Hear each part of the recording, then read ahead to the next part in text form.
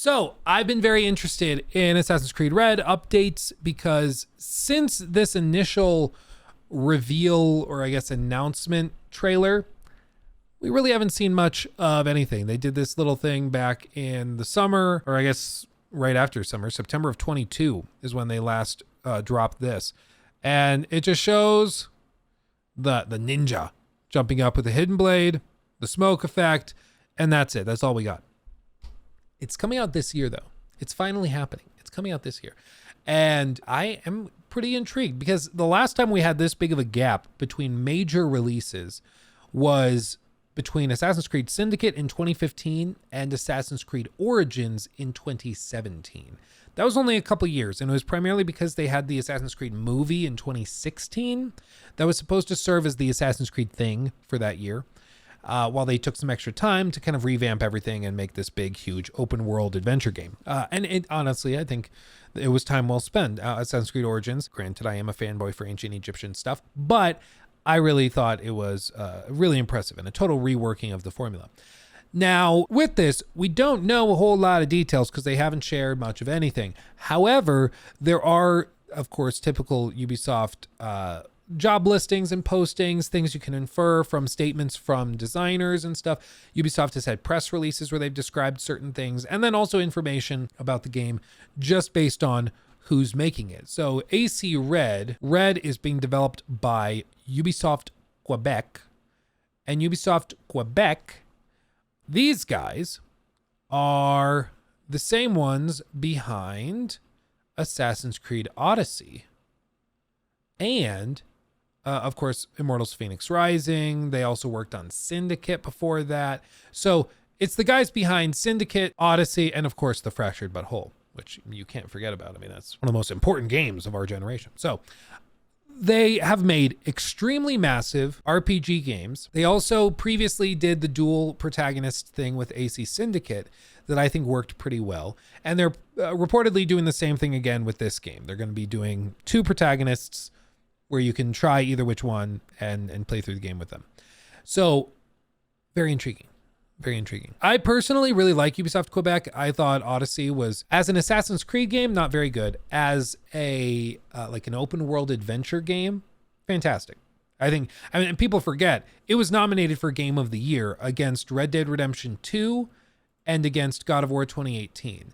It's really easy to hate on it because it's just Ubisoft, but I encourage you, I implore you, if you have not played AC Odyssey and you like big historical open world games, it is crazy how big the game is. And I think as an adventure RPG, it is very, very good. It also is a beautiful game. It has some amazing tech behind it. It's just very good. It's very good. As an Assassin's Creed game, but as an open world adventure game, I will die on this hill. Very, very good. Very good. I've gotten a lot of crap over the years for saying that.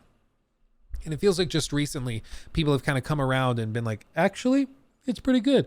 So I've been saying this since it launched. There's a bit of grind in the last quarter of the game. That's unfortunate. They kind of balanced it, assuming that you would probably play with the 5% or the, it's not 5%. I think it's a 50% XP boost, whatever. The $5 XP boost that they sell you. If you download that and you use it to play through the whole game, there is no grind. There's no sluggish section of the game later on. You can just go straight through the story and you're fine. If you don't pay for the extra XP boost, you need to do all the side quests to be a high enough level to take on the final encounters, which on the one hand, it's like, oh no, you have to grind the side missions, which side quests in AC Odyssey are very, very good. Every single one of them has a story tied to it. They took the same philosophy as The Witcher 3. It's very, very good. Very well done. Yeah, it does get a little slow, a little sluggish, but still a very, very impressive game. Very impressive. And then beyond that, they have some amazing tech behind it. Like they had this dynamic cinematic camera that they just forgot to use for Assassin's Creed Valhalla, which was really stupid. Like the whole thing was really, really well done. And then AC Valhalla felt like a massive step backwards in comparison. I don't know if that was because of tech issues. I don't know if that's because their game director was booted from the team just 6 months or something before Assassin's Creed Valhalla was released. I don't know what exactly happened, but all I know is Assassin's Creed Valhalla was a bit of a mess in comparison to Odyssey. But these are the guys that are making AC Red. These are the one and only guys that are doing it. I'm about it because I think that they know what they're doing. And Immortals Phoenix Rising, which was their last like big game that they put out, that did not do really well commercially as far as I'm aware. It was a big project that kind of blended a lot of different games together. Like, it blended Breath of the Wild in with your standard like open world adventure game with some of the Assassin's Creed Odyssey inspirations tossed in as well. It was pretty good. I enjoyed it. I'd encourage you to try it if it's free or on Game Pass or whatever. I think it's a good time. I had a good time with it. Maybe like an 8 out of 10. It's good. It's good. But they have not done a big Assassin's Creed game since Odyssey, and this is going to be their first foray back into the franchise since 2018. And they've had plenty of time to work on it, which is very reassuring. It's very, very good to hear. So what do we know about it? Well, my friends, for one, that trailer where the leaks, if they hold true, we end up with a choice between 2 playable characters, 1 samurai and 1 shinobi.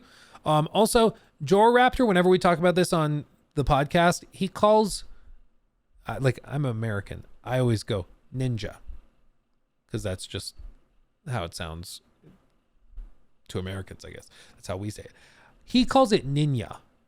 What is the actual correct way of saying it?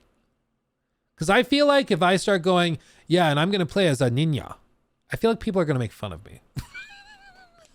I feel like that's a great way to get bullied. So I don't know if I want to jump down that rabbit hole, just shinobi, go with shinobi. I can do that. Confirmed through clear visual indicators in the trailer, AC Red is set in ancient or feudal Japan, as people have said. They've never gone to Japan. Mark Alexis Cote says that Assassin's Creed codename Red, historically steeped in context, will, quote, let players explore one of their most awaited settings ever, end quote, giving us the chance to, quote, live a very powerful shinobi fantasy, end quote. Which a lot of us, all we want is to live a powerful shinobi fantasy. Let's be real. What this reminds me of is like the stories from a few years ago. I don't see any direct quotes, but basically one of the head honchos at Ubisoft was sort of the gatekeeper for decisions and for greenlighting different projects. And he was one of the people that was kind of ousted around the 2020 era because he was allegedly very toxic. The reason I say allegedly is because like none of this was proven. He just was kind of kicked out before it could be demonstrated and proven. But usually where there's smoke, there's fire. And the fact that he left kind of suggests that maybe there was something there to it. But still, to cover our bases, we'll play fair. Allegedly he was very toxic. He was the guy that was kind of greenlighting these projects. And he also was the one responsible for saying like Assassin's Creed should not have a female protagonist. Shouldn't work. We don't need it. It's not going to be successful. Our gamers won't like it. Don't bother with it. That's why Assassin's Creed Syndicate has 2 playable characters, 1 male, 1 female, because he didn't want a standalone female character. That's why Assassin's Creed Odyssey gives the player, and also Valhalla, gives the player the option of selecting between male or female because they didn't want to just have one. And in the case of Assassin's Creed Odyssey, initially when they announced the game, it was kind of a toss-up between Alexios and Cassandra. But now, canonically, Cassandra is the official version of the character. So that's why, like in future games, no spoilers, but let's just say when Alexios / Cassandra show up again, it's always Cassandra.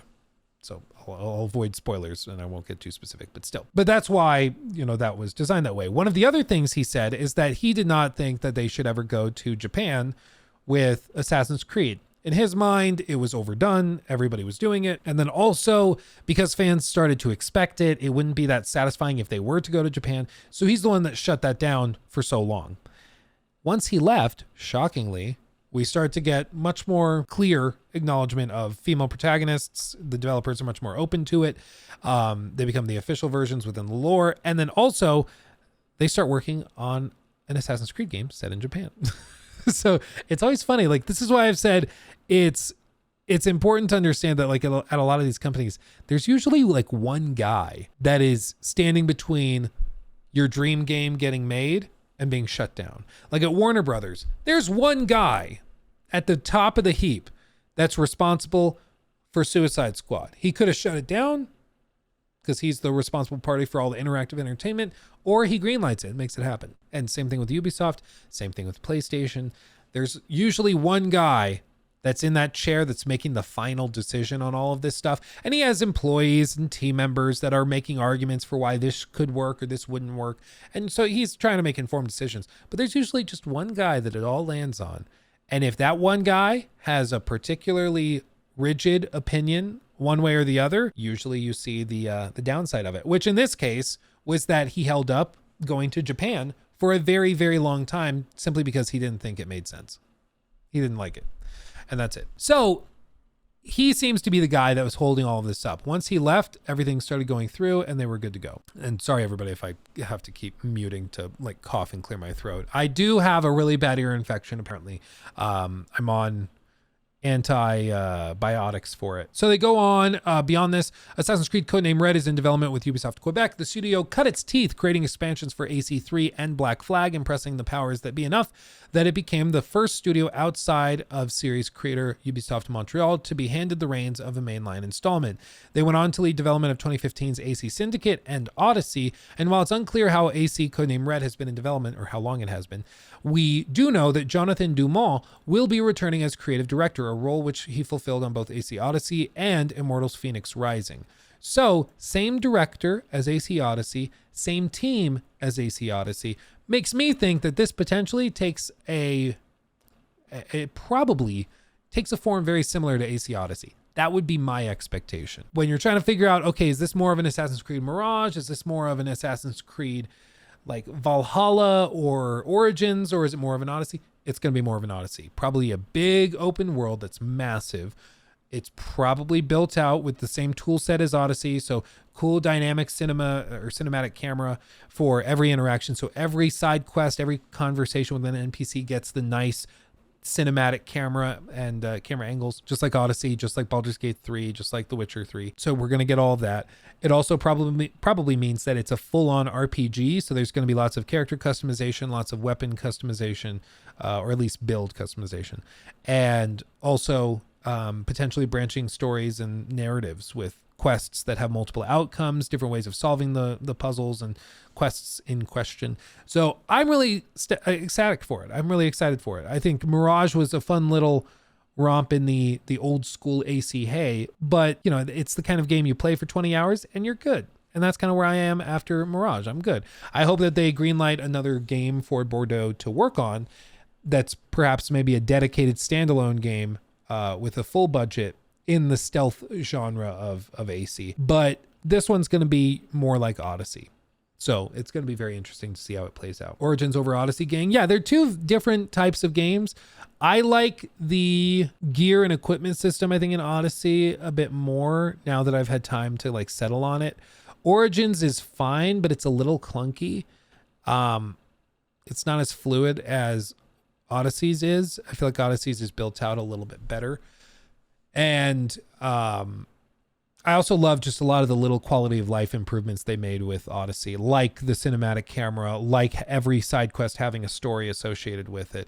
And I mean, there's still many, many aspects of AC Odyssey and like side quests that I explored and went on that I still think about to this day, like that I still remember because they were just so novel and interesting. So we have that. That to me is really promising because, I mean, again, he with AC Odyssey nominated for Game of the Year against two of the best games of the last decade.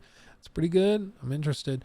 AC Red leaks. This is what's also interesting. So they did a partnership with Netflix. Codename Jade is the mobile game that is somewhere. Who knows when that comes out. Codename Hexe. This is the game that's coming out, I believe, 2026. That is being done by the Origins team and the Valhalla team, but the Origins team. And that one, it's unclear what that's going to be like because they've said that it's more like dark and gritty and it's almost like a horror game, but not really. It's going to be really, really interesting. It's going to be really interesting. And then Codename Red, of course, is the one we're talking about here. As for whether that ends up being the name, I don't think so. It's probably going to be like Assassin's Creed Empress or Empire or Assassin's Creed Shinobi. I don't know what they end up calling it, but it'll be something like that. I don't think Codename Red will be the end title, but they go on. Word of an Assassin's Creed Japan game first surfaced in July of 22, although it was unclear whether it would be a standalone experience or part of the broader Assassin's Creed Infinity offering.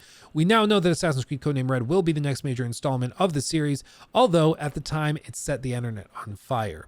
And for good reason. This has been a long time coming. While Assassin's Creed Fragments, a series of YA, young adult maybe, novels, allowed us to peer into the lives of the Blade of Aizu, who are based out of Japan, and there have been a handful of teases in the mainline games over the years, the setting has always been demanded but never delivered. Thankfully, on this occasion, the rumors turned out to be true, and who knows how long we'll be waiting for more information. I mean, I think it has been hotly desired because it just makes sense, like open world, that's beautiful and interesting to explore. Japan.